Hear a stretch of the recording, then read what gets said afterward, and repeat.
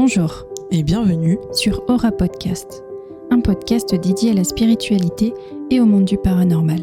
Je suis Marie-Lou Et je suis Orlane. Et ensemble, nous vous proposons de découvrir des âmes lumineuses et passionnantes qui nous partageront leurs aventures et leurs expériences avec le monde de l'invisible. Pour que le voile de l'ombre se lève et que la lumière s'ouvre en chacun de nous. Bonne écoute.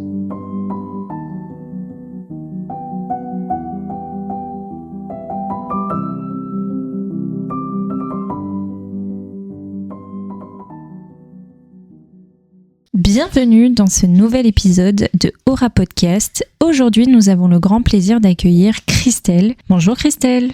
Bonjour. Je vais maintenant te laisser la parole pour que tu te présentes un petit peu, que tu nous expliques ton parcours. Bonjour, merci de m'accueillir. Moi, je suis Christelle. Mon parcours, comme beaucoup, il a été sinueux et diversifié. Donc, je pense que je suis un peu née dedans. Et en même temps, comme quand j'étais adolescente, je savais pas très bien quoi faire de ces ressentis, de cette sensation d'appartenir à un monde qui n'était pas vraiment le mien à ce moment-là. Il n'y avait pas Internet, il n'y avait pas de communauté, il n'y avait pas des lieux en fait pour se rendre compte que j'étais pas seule au monde. Donc je suis restée avec tout ça en moi, en ne sachant pas très bien quoi en faire, et donc je me suis dirigée dans une vie normative en fait, en faisant des études, en trouvant un boulot et en faisant les choses de façon normale, comme le faisaient la plupart des gens.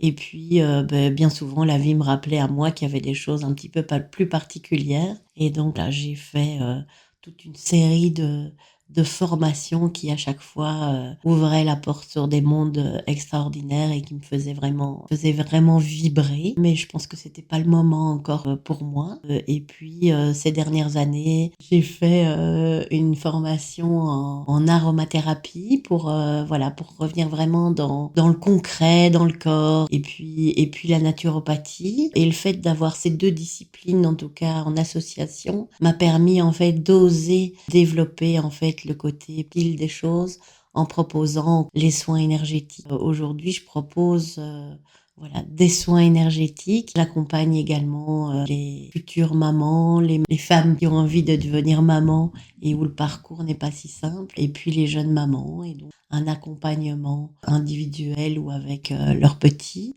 Et puis aussi en accompagnant ça de célébrations, comme des célébrations à la naissance, voire mettre la future maman au centre, parce que souvent on met le bébé au centre et puis on oublie la maman. Puis je propose des bilans naturopathiques, mais en fait l'un ne va pas sans l'autre. On va soigner le corps, mais on va toujours rajouter une partie d'énergétique, de plus subtil. J'ai la chance aussi d'être gardienne de cercle de femmes. Je fais ça depuis de nombreuses années et j'adore vraiment ces lieux où les femmes peuvent venir se poser, prendre de l'énergie, repartir dans leur vie à 100 à l'heure. Et puis c'est un espace où il y a des rencontres de femmes où elles ne se seraient pas rencontrées ailleurs. Tu es naturopathe et énergéticienne. Sur les réseaux, sur Internet, on t'appelle la sorcière verte, du coup. Est-ce que tu peux nous expliquer un petit peu l'histoire de ce nom ?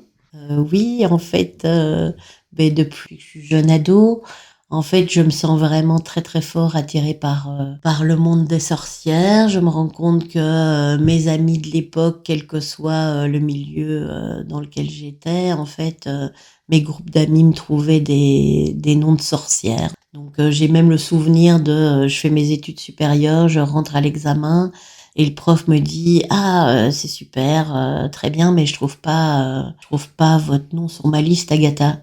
Je dis au prof, mais en fait, je m'appelle pas Agatha, je m'appelle Christelle. Donc ça, c'était rigolo. Mais donc, tout le monde m'a toujours, trouvé des petits noms de sorcières. Alors, comme je vous disais tout à l'heure, j'ai pas 300 ans, mais en tout cas, quand j'étais plus jeune, Internet ne faisait pas partie de notre quotidien. Donc, il y avait pas de lieu pour me rendre compte qu'en fait, j'étais pas toute seule, qu'il y avait des communautés, il y avait des femmes qui se sentaient comme moi. Il y avait pas de littérature comme on trouve maintenant. Cette littérature-là, en tout cas, elle était dans des magasins beaucoup plus spécialisée, mais pour ça, il fallait savoir que ça existait. Tandis qu'aujourd'hui, ben voilà, on va n'importe où en fait, même dans une grande surface, il y a toujours bien quelques livres qui vont parler des sorcières. Ouais, c'est très accessible. Tout ça pour dire que sorcière, je suis à la maison, il y a une amie qui passe et qui me dit mais t'es vraiment une sorcière avec tous tes flacons d'aromas parce que je t'occupe à faire des synergies d'huile essentielle. Elle s'en va et puis je me dis ah ben oui je vais trouver un nom pour mon activité. Je prends mon oracle et la première carte qui saute du paquet c'est la sorcière verte et donc la sorcière verte est née comme ça. C'était un peu osé, en même temps on est sur des terres où chez nous c'est pas trop compliqué. Je l'aurais peut-être pas fait si j'habitais une autre partie du monde où ça reste quelque chose de compliqué. En tout cas, ça semblait une évidence. Et moi, j'aime bien l'idée de cette sorcière qui n'est pas qu'une sorcière blanche, qui n'est pas que une sorcière verte, mais qui est une femme avec multiples facettes. Tu pratiques des soins énergétiques, est-ce que tu utilises des outils? Alors d'abord, j'utilise mon corps, puisque mon corps, il fait canal pour pouvoir recevoir cette énergie et pouvoir la transmettre. J'utilise mes mains pour pouvoir transmettre cette énergie. Voilà, donc c'est mon corps au service d'eux. Ça, c'est quelque chose déjà d'extrêmement important.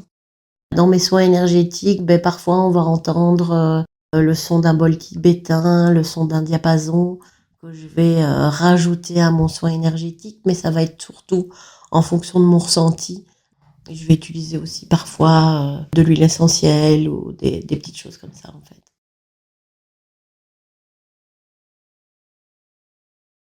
Tu as dit que tu étais barreuse de feu, donc comment tu t'en es rendu compte? Via ma grand-mère, en fait, qui m'a transmis ses connaissances. C'est un jour en allant chez elle, elle m'a dit mais voilà, il faut que je te transmette en fait comment on coupe le feu. Et donc c'était une période de sa vie où elle se perdait parfois, donc j'étais un peu surprise de ce qu'elle me disait. Donc j'ai tout noté et puis je suis rentrée chez moi et donc j'ai confirmé sur internet en fait pour voir ce qu'on en disait. Et il se fait que quelques dizaines d'années avant, j'avais justement vu un reportage sur les barreurs de feu qui travaillaient avec les hôpitaux des Grands Brûlés et j'avais trouvé ça fascinant à l'époque, donc j'ai trouvé ça dingue. Et il se fait que j'avais une de mes amies qui commençait un processus de radiothérapie, mais elle habitait dans le sud de la France. Donc je lui ai parlé du fait que ma grand-mère venait de me transmettre son savoir, mais je savais pas très bien comment faire, comment l'utiliser. Et donc on a décidé toutes les deux que j'allais tester sur elle pendant tout son parcours de radiothérapie. Donc c'est vrai que ça lui a évité a priori des douleurs, des médicaments et ça a cicatrisé plus vite. Voilà. Après, moi, je me l'explique pas. Est-ce que tu penses que on peut appeler ça un don, du coup? Toi, tu l'entends comment? Alors moi, je l'entends pas comme un don. Enfin, en tout cas, je pense que chacun a une attirance par rapport à quelque chose. On voit qu'il y a des petits enfants, ils sont tout petits et ils sont hyper doués en musique, ils sont hyper doués en piano. Mais il y a aucune grande star du piano qui, à 25 ans, s'est levé et s'est dit ah ce soir je vais faire un concert et ça va être terrible. Voilà, il est super doué, mais il travaille derrière. Et pour moi, c'est la même chose en fait. On est attiré par ce domaine-là et donc on va faire avec plus de facilité. Si on nous obligeait à le faire, quand on n'aime pas quelque chose, on est tout de suite moins doué, on a moins envie. Et donc pour moi, c'est la même chose. Derrière, c'est du travail et donc pour moi, tout le monde peut le faire à partir du moment où il a envie de le faire et il est attiré par ça. Mais c'est du travail. Tu es également gardienne de cercle de femmes depuis 20 ans. En quoi ça consiste ? Alors, les cercles de femmes, c'est un lieu où les femmes viennent se rassembler à différents moments. Moi, j'ai choisi d'utiliser le cycle lunaire, donc c'est-à-dire qu'on se rejoint une fois par mois. Et donc, c'est un moment où on vient se poser, on vient arrêter pendant quelques heures, en fait, cette vie frénétique pour pouvoir venir se recharger tout simplement. Et donc, c'est des femmes de tout horizon, de tout âge. Et donc, ce sont des femmes qui se croisent, qui passent du temps ensemble et qui ne se seraient pas spécialement rencontrées à l'extérieur. Et donc c'est un lieu où ces rencontres sont possibles parce que dans notre monde, on voit bien qu'en fait on fréquente souvent des gens qui ont exactement les mêmes activités que nous ou des gens qui ont le même âge que nous, enfin qui sont dans les mêmes tranches d'âge que nous. Donc là il y a vraiment de la transmission aussi de savoir, de sagesse, d'énergie. Et du coup, ça fait 20 ans donc que tu animes des cercles de femmes. Est-ce que tu te souviens de ton premier cercle? Comment tu as décidé de te lancer? Alors, c'est une amie qui m'a dit « Mais si, vas-y, fais-le !» Et il y a des femmes qui sont prêtes à venir chez toi. Et donc, on a commencé un cercle où c'était toujours les mêmes femmes. Et on se rejoignait tous les mois. Donc évidemment, c'était avec beaucoup plus on peut pas dire de crainte, mais de se dire est-ce que c'est sûr, est-ce que je vais être à la hauteur, est-ce qu'elles vont aimer, est-ce que ça va aller, etc., etc. Mais ce qui est fou, c'est que tu avais déjà les clientes de ton cercle avant qu'ils soient créés, quoi. C'est ça qui est fou, l'aura, ton aura avait déjà attiré. Voilà, après mes amies on avait parlé autour d'elle, donc elle avait amené des femmes que je connaissais. Et donc voilà, on n'était pas non plus 25. Hein. Et puis je propose des célébrations pour les célébrations des fêtes de l'année. Et là, j'invite tous les cercles. Donc là, parfois on est beaucoup plus nombreuses et donc c'est une énergie un peu de fête comme ça qui est plus présente. Et pendant ces temps-là, c'est pas des temps de thérapie, c'est des temps d'échange. Qu'est-ce que tu proposes du coup ? Alors, c'est pas du tout des moments de thérapie. Après, on peut le voir pour un travail sur soi, mais on n'est pas obligé de dire aux autres femmes sur quoi on travaille. Voilà, on peut simplement partager, de dire là j'ai été travailler une émotion particulière chez moi et ça provoque ça chez moi, mais on n'est pas obligé d'expliquer le sujet sur lequel on a travaillé bien sûr. Et donc dans les cercles, il y a des méditations, un espace d'écriture, parfois c'est de la danse, il y a du chant, et puis il y a souvent un petit atelier créatif, parce que la créativité, c'est vraiment lié à l'énergie de la femme. Et donc ça permet aussi, on se rend compte que quand on utilise ses mains sur quelque chose de créatif, on est en capacité de mieux lâcher son mental. Tu accompagnes du coup principalement les femmes dans ton cabinet, mais aussi les femmes pour la création, pour la fertilité, pendant la grossesse et pendant leur postpartum. Pourquoi ce choix spécifique ? Pourquoi ça te parle tant ? Est-ce que c'est un choix ou ça s'est dessiné comme ça au fil du temps ? Je pense qu'on a toujours le choix, mais si on me l'avait demandé, je pense pas que ça serait arrivé comme une évidence. Et en même temps, il y a tout qui est venu à moi à chaque fois en me disant tu dois faire ça. Donc voilà, j'ai fait une formation sur les soins énergétiques spécifiques pour la femme qui est en désir de grossesse, pour la femme qui est enceinte. Et je trouvais qu'en fait, c'était des espaces tellement merveilleux et parfois où on était tellement perdu parce qu'on est parfois très fort suivi au niveau médical, mais avec peu d'espace où on peut expliquer que émotionnellement, c'est pas si simple. Même si, ça y est, on est enceinte, c'est super. Quelque part, j'ai plus le droit de dire que j'ai peur, que je suis triste, que c'est compliqué. Donc j'avais super envie de pouvoir proposer un espace, de dire vous pouvez venir le déposer ici et vous serez pas jugé et vous avez aussi du temps. Du coup, là, tu utilises ton côté naturopathe et énergétique. Enfin, tu utilises les deux pour le suivi des femmes et notamment des femmes pour le côté maternité. Oui. Ouais. Pour moi, c'est vraiment les deux. Alors, il y a des femmes qui vont être plus en demande d'avoir le côté naturopathe. Qu'est-ce qu'on fait ici, ici et maintenant pour mettre ça en place. Et en même temps, il y a toujours un côté énergétique. Et pour en revenir avec l'accompagnement justement de la femme pendant la grossesse ou pour un projet de grossesse, au niveau de tes ressentis, est-ce que toi, tu as déjà réussi à ressentir justement l'âme d'un enfant ?